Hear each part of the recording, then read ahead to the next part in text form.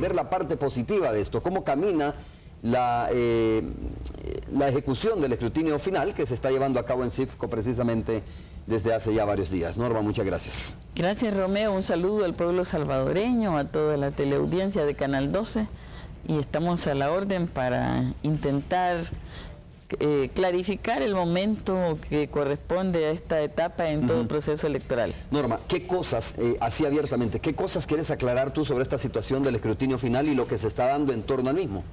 Bueno, mira, primero, ¿qué es el escrutinio? Porque a falta de información cualquier cosa se llena con ese espacio. El escrutinio no es otra cosa que el tribunal, habiendo recibido las actas, con presencia de la Fiscalía y de los partidos, debe de totalizar lo que las actas consignaron y con base a ello establecer para cada elección quiénes son las o los ganadores y darlo a conocer, abrir espacio para recursos que los partidos puedan tener cuando cada escrutinio se ha finalizado, resolver hasta tener firmeza. El escrutinio es una etapa larga, nunca es corta, siempre lleva sus semanas y lo que ha ocurrido, Romeo, es que cuando no tuvimos la acostumbrada publicidad, no transmisión, sino publicidad de los datos preliminares, se creó una tensión, especialmente de algunos partidos, por llenar este vacío. En el pasado, lo típico de esta etapa es que la gente da por hecho la transmisión preliminar y ha costado que se entienda que el escrutinio final es el que da los resultados. Estamos entonces empezando una elección que por primera vez tiene el país, el Parlamento Centroamericano. Ese es el escrutinio que está en marcha y puedo decirte que hasta anoche, según el reporte que nuestro partido lleva del trabajo de las 59 mesas que están tratando de revisar y sumar las actas, teníamos más de 6.400 actas escrutadas y de 10.621. Esto equivale aproximadamente a 60.7%. Entonces quiere decir que falta el 40.7%, el 40.3%, perdón, que escrutar para totalizar uno de los escrutinios que es de carácter nacional, porque el Parlamento Centroamericano es una circunscripción nacional. Nosotros deseábamos que ya ayer hubiera terminado el proceso. ¿Es el más difícil de los tres? Es el más difícil de los tres porque todos los municipios tuvieron la misma papeleta de 20 fotos por partido con 9 partidos participando. Esto nunca se ha hecho, de manera que nadie puede decir comparemos con tal año, con tal elección que se hizo en tal tiempo, porque jamás tuvimos una papeleta de esta naturaleza. Es la primera vez que el país, la ciudadanía pudo votar para elegir parlamentarios al Parlacén. De modo que hoy estamos experimentando la primera vez, pero además con algunos obstáculos que el escrutinio tiene. Es la interferencia. En el inicio hubo fallas en el sistema que fueron corregidas y una vez el sistema despegó, las fallas son de otro tipo, en el sentido de que la conducta de los delegados de algunos partidos lo que buscan es, en vez de hacer esta tarea que es rutinaria, meticulosa, cuidadosa, buscan paralizar el trabajo y decir pidamos que se abra esta caja sin tener facultad para ello. ¿Pero con qué propósito, Norma, buscan paralizar el trabajo? De hecho, ayer vi una denuncia de nuevo, ¿no?, de Lorena Peña a través de su cuenta de Twitter y decía Arena se retira de tal mesa por cansancio, aduciendo cansancio, decía ¿será que quieren detener el proceso? Mira, a ver, ¿con qué intención el sábado y domingo, quieren detener este proceso? Sábado y domingo, que teníamos el deber de trabajar con la misma rigurosidad, pues la tarde de ambos días fue un poco desierta, con trabajo a decano, que se levantan, que salen, aunque el instructivo del reglamento nos manda que si está presente la Fiscalía y el encargado del tribunal, pues el proceso debe seguir. La PDDH, la Procuraduría para la Defensa de los Derechos Humanos, los que son garantes de alguna manera, que son vigilantes reales, son instituciones firmes, no media en ellas el interés de qué candidato o qué partido gana, sino que lo que la mesa produjo se conozca, reconozca por todo y se totalice. Ese es el interés de ellos en la mesa. Ellos están allí de manera que puede seguir el proceso, pero se dan este tipo de situaciones de decir, miren, abran de nuevo el sistema para ver una mesa, que yo tengo duda, o ese tipo de cuestiones que se dan, que lo hacen lento. Aquí está en manos de todos, y todos entonces tenemos que poner la mayor responsabilidad en el trabajo. Es, repito, un trabajo rutinario, delicado, meticuloso, pero no quiere decir que tenemos que estar toda la vida en eso, mediante medidas de distracción. Entonces estamos en eso, no podemos pasar a Asamblea Legislativa sin terminar Parlamento Centroamericano, aunque técnicamente se puede. Yo creo que este día algunas mesas están terminando, como las de Cabañas, las de Cuscatlán, y ellas van a poder, creo yo, iniciar ya con la Asamblea. Iniciar con Asamblea Legislativa. A ver, te comento algunas cosas.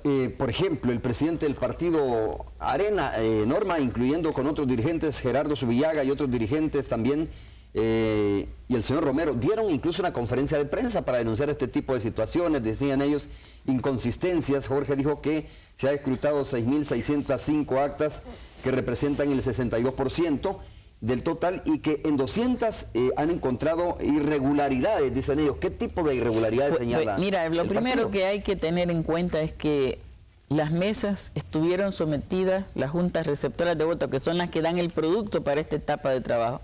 Aquí no se trabaja con papeletas, aquí se trabaja con actas, ¿verdad? Y así es en todo, en cualquier lugar del mundo, o sea que no vengan con cuentos de que van a ir al expediente de China para pedir contar de nuevo las papeletas. Esas ya fueron contadas. Arena tuvo derecho a tener un miembro de mesa en las 10.621 juntas. El FMLN también. Pero ¿qué ha pasado? Que por las novedades, por las modificaciones que sufrió el proceso cuando ya estaba convocado, especialmente con la introducción del voto cruzado, a cada acta se requirió anexarle 8 folios para establecer la posibilidad de los votos cruzados. Y contar un voto cruzado es apartar el tiempo para decir cuántas marcas, escribir el número de marcas, después ver a cada quien se le fue cada uno. Ese trabajo de las mesas en algunos casos es deficiente, pero lo fundamental de los datos están en esas actas. Entonces, de lo que se trata en el escrutinio es de no desconocer deficiencias que hubo en mesa, pero Arena no es inocente frente a eso. Es como que venga a culpar al tribunal de lo que hicieron sus miembros en las mesas. Eso no se puede. Hay que asumir una conducta más modesta, más responsable y realista. Sus gentes y las nuestras y las de los demás partidos se vieron sobrepasados en una exigencia en la cual cuesta. Mira, yo te voy a poner un ejemplo. Estuve en el cierre de campaña de mi partido en Huaymango, y una de las cosas que el alcalde celebraba era que con becas dadas desde la alcaldía como un programa que ha manejado él, tenían por primera vez en la historia Huaymango 6 graduados de la universidad. Esto te puede sonar burlesco, a lo mejor en otros lugares, pero lo mismo pasaba hace poco en Sinquera, Cabaña, donde los niveles de escolaridad de la población a lo largo de la historia se fue acumulando un rezago, y esta modalidad de voto cruzado pues es realmente una exigencia de élites y para élites, pero que en el modo de operar se le impone a todos y todas. Y eso representó para las mesas dificultades. Claro. Vamos a encontrar dificultades, sí, pero vayámonos por lo fundamental y no culpemos, no te voy a venir a culpar a tribunal cuando fuimos todos los que estuvimos en las mesas. En todo caso, yo debiera tomar mi parte. Miren, fulano de tal que está aquí o fulana de tal que está aquí fue miembro de mesa por mi partido y dejó pasar este error, sumó mal, pero aquí en la lógica evidente, si el partido A tiene tantos votos, el otro, entonces los válidos son tantos y no tantos. Corrijamos esto. Ese es el trabajo fundamental. ¿Y qué pasa en aquellas juntas receptoras o mesas donde la cantidad de votos inscritas en las actas es mayor a las 500 que tienen las papeletas? Lo que te está indicando eso es que la gente confundió las preferencias con los votos. Y la preferencia, un solo voto puede tener hasta 20, en este caso hasta 20 preferencias. Entonces, si la gente atrás en el folio de otro, cuando vienen las preferencias, tú puedes hacer un análisis lógico y darte cuenta de que ahí está el error, que la mesa se confundió, porque aquí se trabaja con un producto. Es como los que van a la universidad. En la universidad trabajan con lo que el Instituto Nacional formó. Es lo mismo aquí. O sea, no, tú no puedes, pero no vas a condenar. Lo que hay es que ver, esta deficiencia existe, entonces aquí se necesita un refuerzo de matemáticas. ¿Y eso no altera los resultados? Esa es la pregunta. Eso ¿O altera los resultados en determinado momento? Al final, quien va a ponderar aquí a las mesas de totalización, lo que les toca es hacer su trabajo. El tribunal tendrá que juzgar. Imagínate que hubiera 60% de actas de eso, de ese tipo, entonces el tribunal y las mesas no llegan a ningún acuerdo, pero no es esa la realidad. Si me dices, tengo 100 de 10.600, entonces tú haces el balance de que esto cambia realmente el resultado. De 10.621 actas, te dice, no podemos tener con claridad y 100% de certeza 100. Entonces, o por eso ordeno repetir la elección. Tú como juez no harías eso, ni en Estados Unidos, ni en China, ni en Argentina, ni en El Salvador. O sea, pero hay que cumplir la tarea, no asombrarse cuando te aparece algo que tu gente no pudo hacer, porque al final la complicación de votar no existió y creo que la ciudadanía debe estar tranquila porque usó la modalidad que quiso y votó. La complejidad, como lo dijimos en su momento, cuando estaban haciendo Arena justamente esta propuesta de cómo resolver el voto cruzado, personalmente, y ahí están las grabaciones de la Asamblea Legislativa, yo les dije, bueno, ustedes están imponiéndole a la mesa una acta para cada papeleta, porque es cierto, es el equivalente a una acta por cada papeleta de voto cruzado. Y recuerdo las voces que ahí están grabadas que me dijeron, incluso el diputado Parker que nos había acompañado a la comisión, no es cierto, y lo de Arena, no es así, será un anexo, claro, pues esos anexos son los que ahora en el trabajo que se está haciendo crean esta dificultad. Y yo pienso que, por ejemplo, San Salvador, que es un departamento que tiene más candidatos, tendrá menos dificultad cuando entremos a Asamblea Legislativa. ¿Por qué? Porque el nivel... para decir las posibilidades de trabajo de los municipios del departamento de San Salvador son quizás un poco mejores, pero el Parlamento Centroamericano, que repito, esa gran papeletota que tuvo desde Mianguera del Golfo hasta Garita Palmera, gente que nunca vio una papeleta tan grande, porque aún con la desbloqueada, pues vieron sus 3 candidatos, sus 4 candidatos, marcaron por uno de ellos, pero ahora que le digan además que puede marcar por unos, otros y otros, y la gente se confundió, estamos frente al producto del domingo, no del domingo, del lunes, porque hubo mesas, Romeo, que terminaron a las 11:30 del 2 de marzo.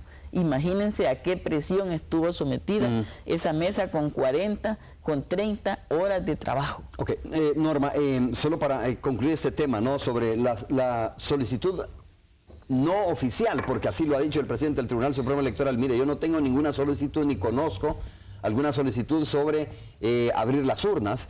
De hecho, entiendo que incluso los partidos políticos que están promoviendo esto están pensando acudir nuevamente a la Corte Suprema de Justicia. La pregunta es, desde el punto de vista del FMLN, no hay ninguna razón motivo por la cual se deba proceder a la apertura de urnas como lo está solicitando los partidos Arena, PDC y PCN. Es que mira, es un ridículo, es un absurdo, pero político, pero que se basa en algo, en la creencia, y es una maldad, una perversidad. Se basan esas peticiones, sí, tienen un propósito que no es confesado, ¿verdad? Pero es que ellos han votado unánimemente por este código electoral. Y este código electoral dice con claridad en el artículo 215 en qué circunstancias procede, claro, la apertura de urnas. Pedirle al tribunal abrir una urna. Mira, el acto del pueblo es como sagrado y la mesa se respeta en su trabajo. Que unas se equivocaron o que pueden haber tenido errores, ese es otro problema, pero es de ellas esa atribución. Y esto no lo toca, no lo manosea, porque de esa es la historia que venimos. Trae a Juan José Martel que te cuente cuando el Consejo Central de Elecciones mandaba a traer las cajas y a medio palo votaba y le decía a la gente, bájate a hacer pipí, y seguían con las cajas sin que nadie las viera y los resultados cambiaban. El partido que pide eso, esos son sus orígenes. Tanto Arena como el PCN viene de aquella historia de fraude grotesco. Y el pueblo ya se olvidó una parte, pero otros todavía no lo olvidamos. Por eso la ley, desde antes, da esa salvedad únicamente para que en este caso del Parlamento Centroamericano, si el diputado número 20 ganó con una diferencia, digamos, de 100,000 votos, con uno que quedó fuera, vamos a suponer que queda fuera uno de Arena, y que entró como último el PDC, así va a ser más o menos.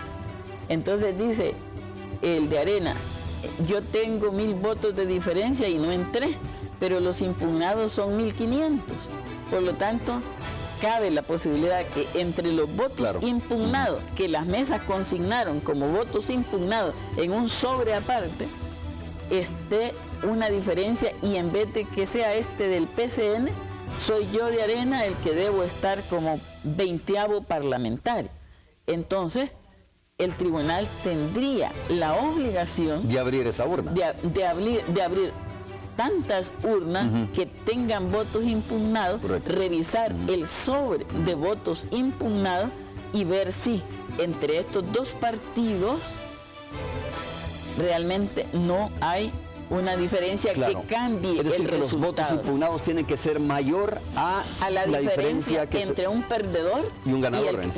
Exactamente. Pero en este caso, ese derecho le toca a un partido que se siente... Y reitero, no estamos ante esa situación en este momento. No hemos concluido, por eso trataba de explicarte. Si no hemos concluido, no sabemos ni qué partido ganaron cuántos escaños, ni a qué personas corresponden esos escaños. Y ni si se da ese tipo de situación. Y ni si se da ese tipo de situación.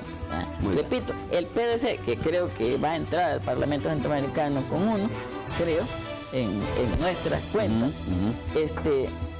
y puede estar peleado con uno de Arena. Es decir, yo todavía tengo un residuo y hay tantos impugnados. Esa circunstancia no se ha dado.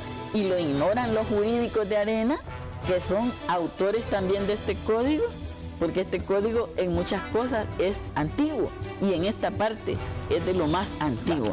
¿Lo ignora el PCN? No. ¿Lo ignora el PDC? No. Hacen esto como un alboroto para tapar posiblemente otros propósitos. Por ejemplo, la inconformidad que tengan en el caso del Partido Arena, porque personas de su fracción que han sido diputados destacados van a quedar afuera y no quieren que lleguemos al escrutinio de diputados, porque mientras no hemos llegado, los están calmando, a los que sigue fueron la esperanza. Sigue digamos. la esperanza. Ok, vamos a hacer la pausa comercial, regresamos en breve. Hay, tal como lo dijimos en su momento, iniciando esta entrevista, ¿no?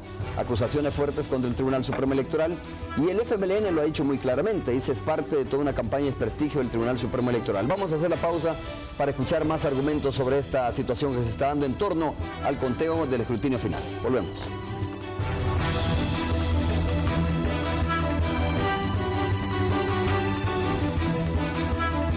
Estamos de regreso, gracias por continuar con nosotros conversando con Norma Guevara, jefa de fracción del FMLN en la Asamblea Legislativa y también integrada a las mesas de trabajo en CIFCO, donde se está depurando el escrutinio final.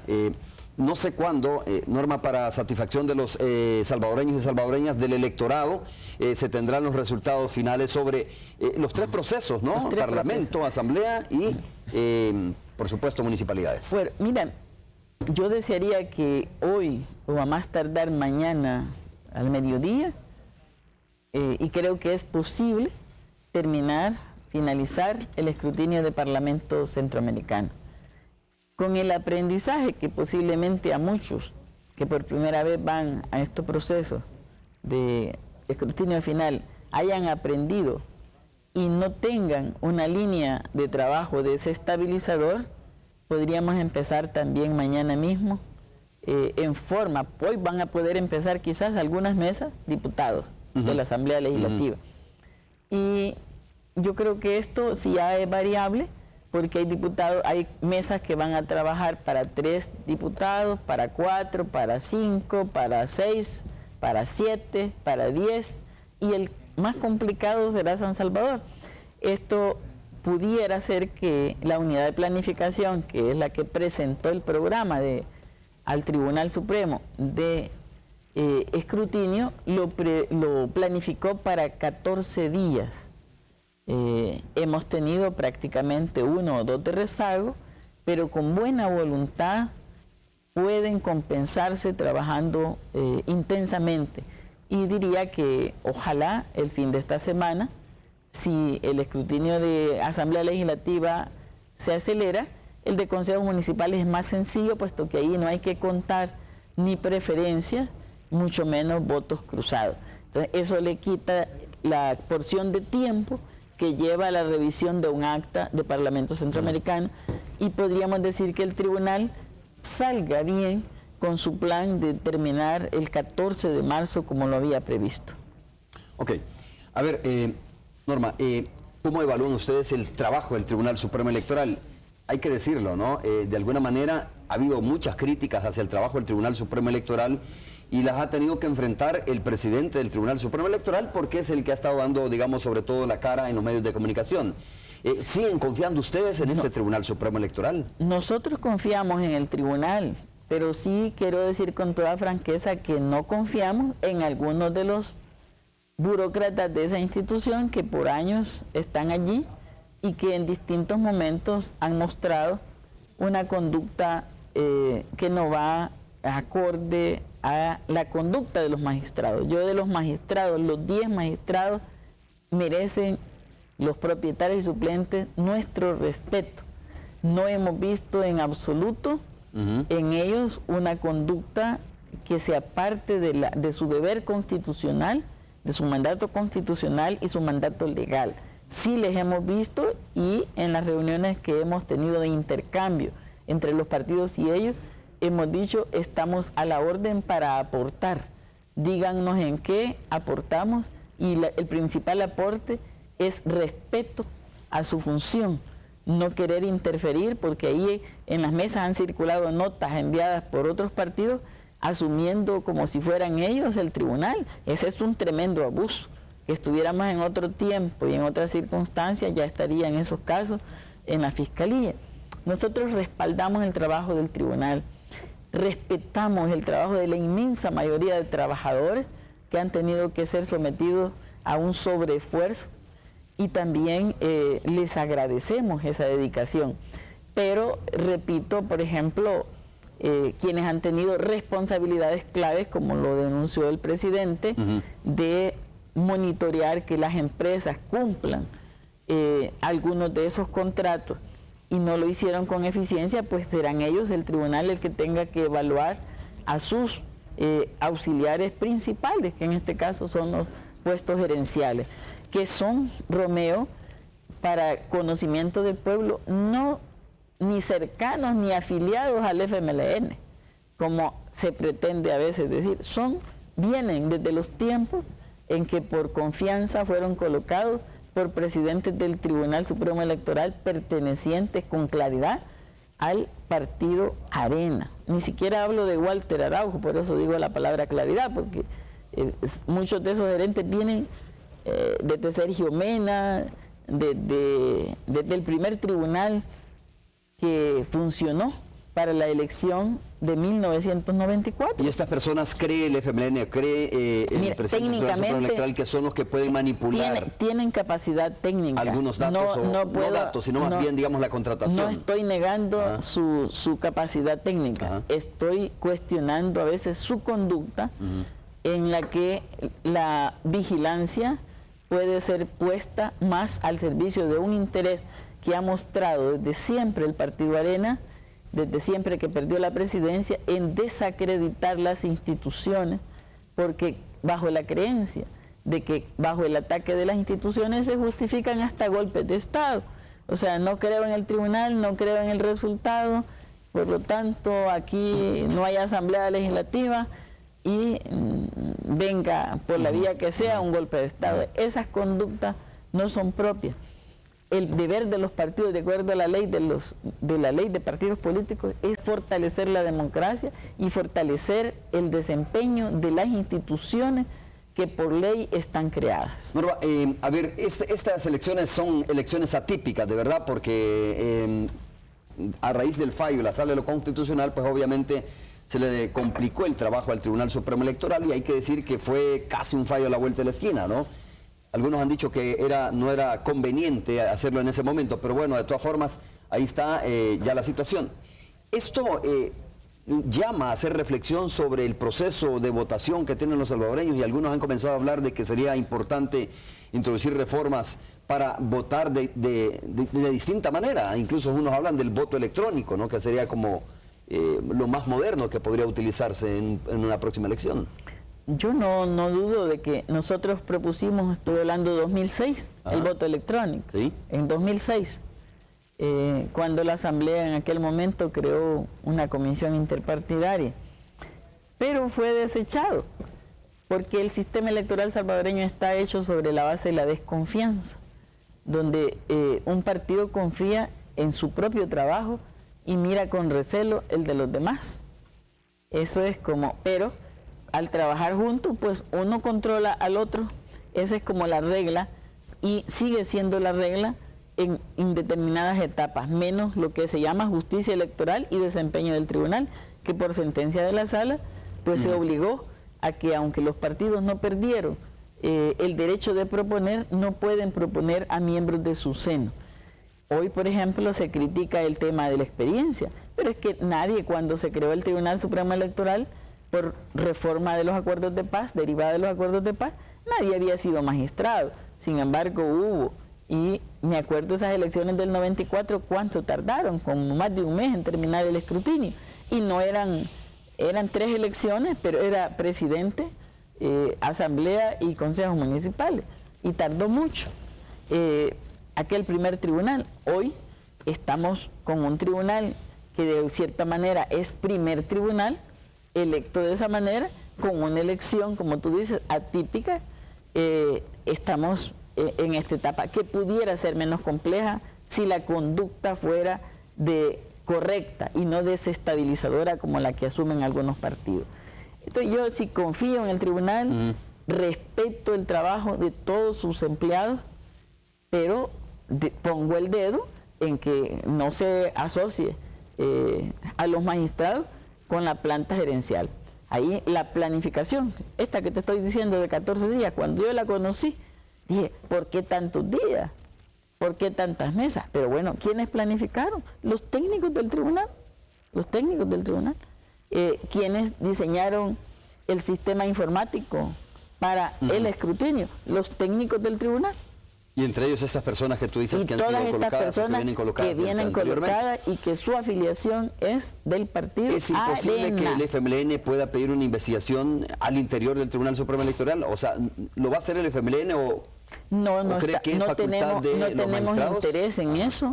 Esa es responsabilidad plena del tribunal, y parte del respeto a las instituciones es buscar que cada quien haga su parte, como no haríamos frente a la falla de un fiscal de ir a pedir la investigación de un fiscal. La conducta de un fiscal la puede ser denunciada, ¿verdad? Y la PDH puede decir: esta conducta de este funcionario, de este policía, de este fiscal, de este magistrado no es correcta. Hay instituciones. Entonces, ¿ante quién debe acudir uno cuando tiene duda? Ante la institución responsable. Para eso debe ayudar a que se fortalezca. Y esa es conducta democrática.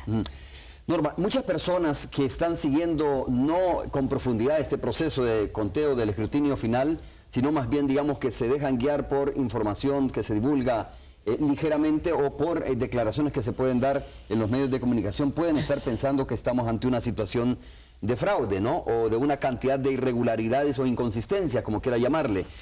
A ver, ¿qué se le puede decir a estas personas que están ahí, digo, que leen someramente alguna información y que al final la percepción que se llevan es que estas elecciones han estado llenas de irregularidades? Yo lo que te digo es, el pueblo votó y las juntas receptoras consignaron esos votos en acta, en su inmensa mayoría, de una manera clara, en su inmensa mayoría. Ese resultado debe ser respetado. O sea, esas actas tienen que ser respetadas en la totalización. Entonces, nada está en posibilidad. Yo no puedo negar de que alguien que votó, viniendo de otro país, no haya hecho un acto fraudulento.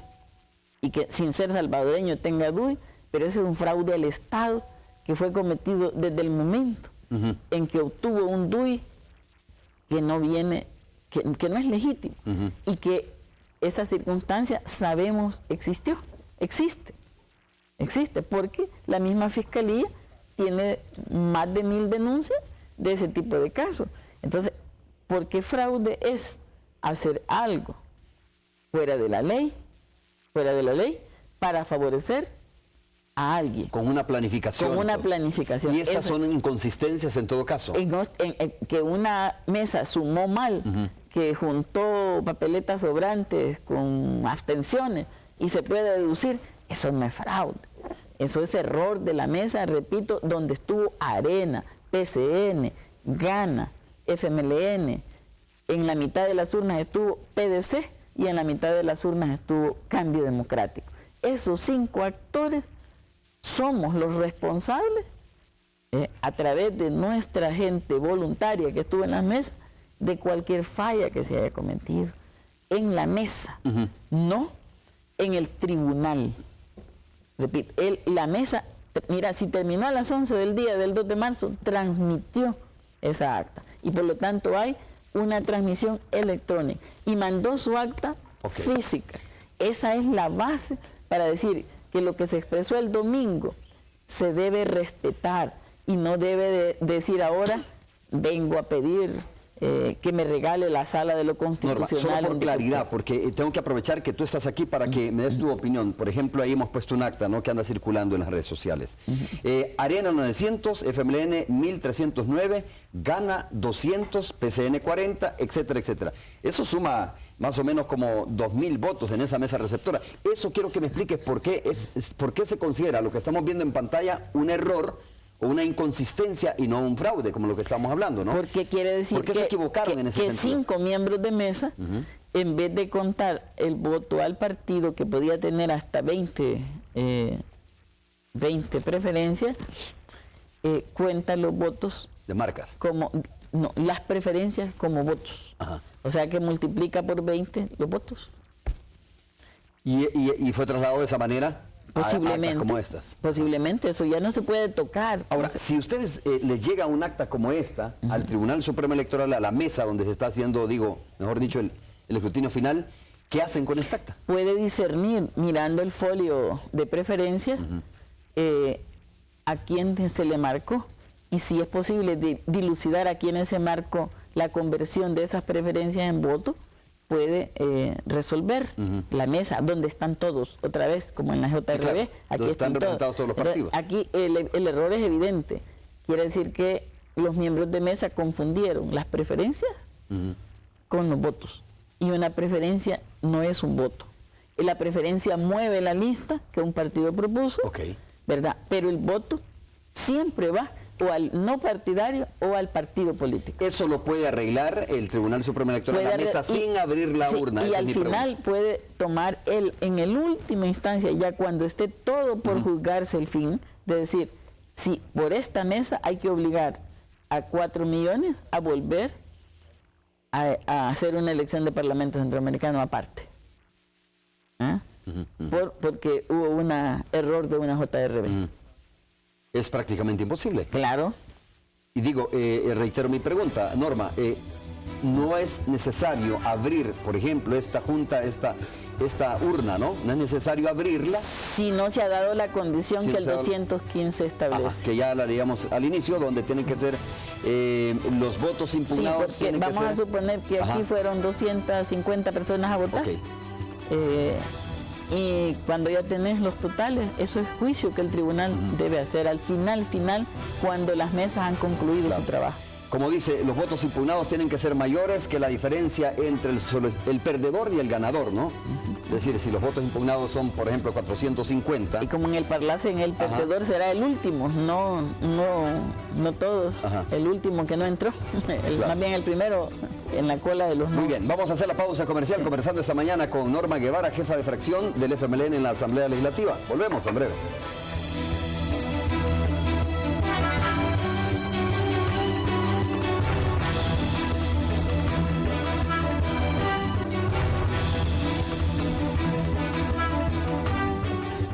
Estamos listos ahí, ve usted la imagen de Tony Cabezas en la Radio 109, por supuesto, para conversar con nosotros. Y por cierto, tu invitado, Tony. Es invitado, Eugenio Chicas. Eugenio Chicas, que recientemente lo tuve aquí también en los estudios conversando sobre su candidatura al Parlamento Centroamericano, pero además escuchando su experiencia en torno a como magistrado presidente del Tribunal Supremo Electoral. Eugenio, ¿cómo está usted? Buenos días, Rameo, buenos días, Normita. Hola, Norma. Qué bueno verles, qué bueno oírles, y alegre y deseándoles lo mejor en este día.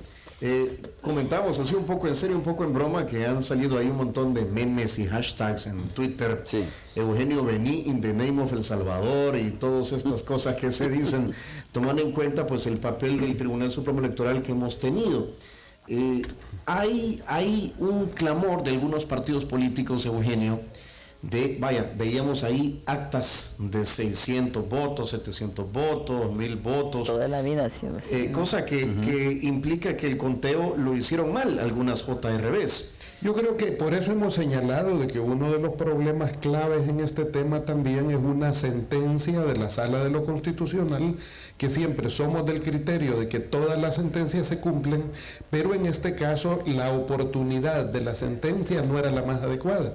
Incluso el mismo presidente de la Sala de lo Constitucional en su voto razonado dice que esta sentencia debió de ser para el año 2018. O sea, para dar el tiempo, la oportunidad al Tribunal Supremo Electoral de prepararse, de ajustar los términos, los mecanismos. Entonces yo creo que es importante ubicar parte de la responsabilidad en la premura de la ejecución de una sentencia que fue inoportuna, más allá de que se deban de cumplir esas sentencias. Pero de todas formas, Eugenio, ahí está la situación, ¿no? Y tuvo que enfrentarla de esa manera el Tribunal Supremo Electoral. Ahora, tal como dice Tony, y aprovechando que estamos enlazados con la Radio 109, que significa que todas las personas que nos van en su vehículo, van escuchándonos en este momento, coméntanos tú, ¿cuál es tu posición respecto a esta solicitud que tienen los partidos políticos, algunos partidos políticos, de incluso abrir las urnas cuando se encuentra, dicen, una inconsistencia en una urna, hay que abrirla inmediatamente y no esperar a ver el resultado final y aplicar el código electoral, ¿no? Que dice que si los votos impugnados son mayores, exactamente, que le pueden dar vuelta a la elección. Ese es el punto. Efectivamente, o sea, en esto yo creo que lo importante es preservar la legalidad. ya el Código Electoral establece los mecanismos, las condiciones en las que se pueda dar esa apertura. Y yo creo que en esto primero hay que llamar a la calma al pueblo salvadoreño, a las fuerzas políticas que han mostrado mucha madurez en este tema, y lo idóneo es concluir el escrutinio y al final, si reúne condiciones de ley algunas urnas, en ese caso, pues el tribunal como máxima autoridad en materia electoral puede aplicar el artículo 215 del Código Electoral, que es el que ya regula las condiciones en las cuales se puede proceder a abrir alguna de las cajas si reúne los requisitos de ley. De nuevo se habla de acudir a la Corte Suprema de Justicia. Me recuerda el debate que se abrió precisamente en las elecciones presidenciales. Bueno, eso es una prerrogativa que tiene cualquier fuerza política, cualquier ciudadano. La Corte Suprema de Justicia, la Sala de lo Constitucional, son parte del ordenamiento jurídico del país.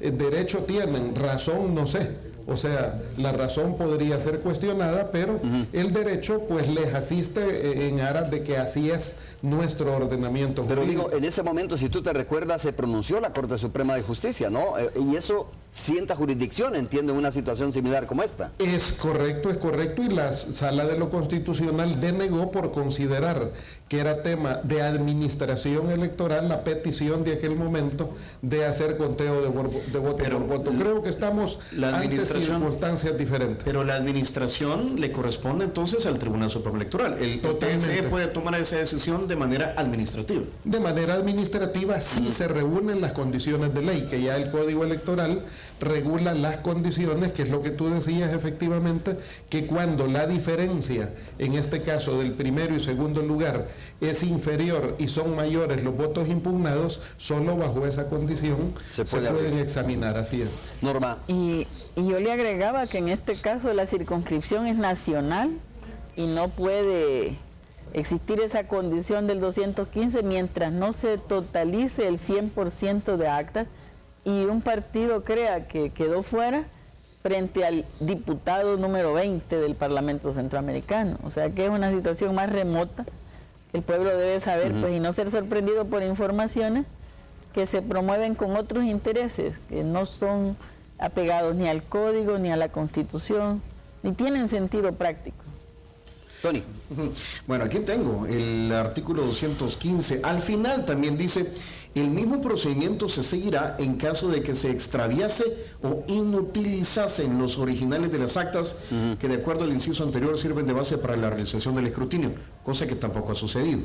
No, el tribunal ha informado que tiene todos los materiales, las actas, y la fiscalía también las tiene. Entonces, por lo tanto, yo creo que efectivamente el escrutinio necesita seguridad jurídica, porque la seguridad jurídica es la base, en este caso, de un resultado transparente en materia electoral. Diputada Guevara, usted entonces no está de acuerdo en ir a abrir cajas, ¿verdad? Primero, no tengo facultad para abrir cajas porque no soy magistrada. Pero usted personalmente no estaría de acuerdo. Yo soy respetuosa de la ley y tengo la suerte de ser también autora del nuevo código, y sé que no procede esa petición, que posiblemente esconda otro sentido, otros propósitos de tardar la llegada del escrutinio de Asamblea Legislativa. ¿Pero con qué razón? Ahí sí me quedo con la duda. Bueno, ¿por qué? porque ¿Algunos quieren retardar la llegada de ese escrutinio? Porque los resultados no son los esperados, especialmente, por lo que se pregonaron en determinados especialmente momentos, por el efecto de las preferencias, o sea que hay muchos de otros partidos políticos que tienen ese temor y quizás eso es lo que esconden, o para tapar la victoria de San Salvador, que la gente hable más de fraude en vez de decir Nayib Bukele es el nuevo alcalde de San Salvador a partir del 1 de mayo. Ok. Muy bien. Tony. Eugenio quería apuntar algo. Yo quiero apuntar algo en ese sentido, y es el hecho de que en todo caso es importante salvaguardar la institucionalidad de la Junta Receptora de Votos. O sea, la Junta Receptora de Votos son los jueces que califican el proceso electoral en la mesa, y en cualquier escenario, se revise lo que se revise, no se puede variar la decisión que esos jueces ya tomaron en la Junta Receptora de Votos. Por eso la ley es muy clara, muy precisa de cuáles son las condiciones que se deben de tomar en cuenta como para tocar un material. Aunque ese dato en el acta esté evidentemente equivocado, matemáticamente equivocado. Podría estar equivocado un dato en un acta, pero por eso el material electoral tiene preciso cuáles son los votos impugnados, cuáles son los votos anulados y cuáles son los votos válidos. Esa calificación ya no se puede modificar, esa calificación de los votos en sí en el material electoral. Muy bien. Okay. Muchas gracias, Tony. Bueno, un saludo. Importante Diputada Guevara también. A Eugenio, gracias, como tú decías, en las elecciones anteriores, y lo puedo decir no con las disculpas de Eugenio, en las elecciones anteriores tantas cosas que se dijeron de Eugenio y se dijeron de Walter Araujo y otros hoy dicen, bueno, hoy pues... Al punto de pedir la anulación de su elección antes de finalizar su mandato. Pero bueno, hoy otros dicen, tuviéramos a los anteriores para ver si nos resulta bien este proceso. Vamos a hacer una pausa comercial y regresamos ya para el cierre de Hechos AM aquí en Canal 2.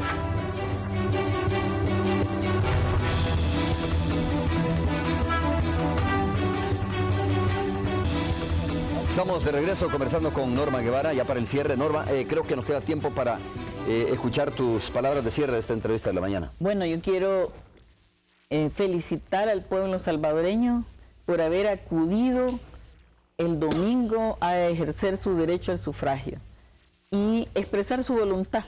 Nosotros tenemos el compromiso y lo vamos a cumplir de respetar su voluntad. Hubo cambios importantes y a lo mejor expectativas de muchos no cumplidas y otras sí, pero esa es la voluntad del pueblo con la cual tenemos el deber de trabajar por su bienestar y este es el compromiso del FMLN y quiero reiterarlo. San Salvador, San Miguel, Usulután, Aguachapán, Santa Tecla, Santana, Gotera, son cabeceras que cambiaron al partido preferido. San Salvador nos dio la victoria y como lo ha dicho el alcalde, esto no tiene comparación. O sea que quien gana San Salvador ha tenido, como decir, un premio muy grande. Y por eso le agradecemos a los capitalinos haber preferido a nuestro partido y a Nayib Bukele, a los migueleños haber preferido a nuestro partido y a Miguel Pereira, a Soyapango, a mexicanos, y con lo cual nuestro partido tiene la responsabilidad de ayudar a administrar bien más del 60% de la población de nuestro territorio. Bueno.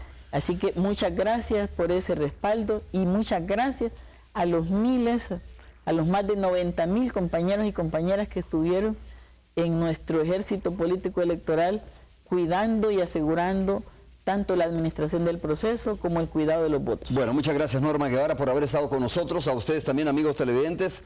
Así comenzamos la semana y nos vemos el día de mañana a las 5:30. Es todo. Buenos días.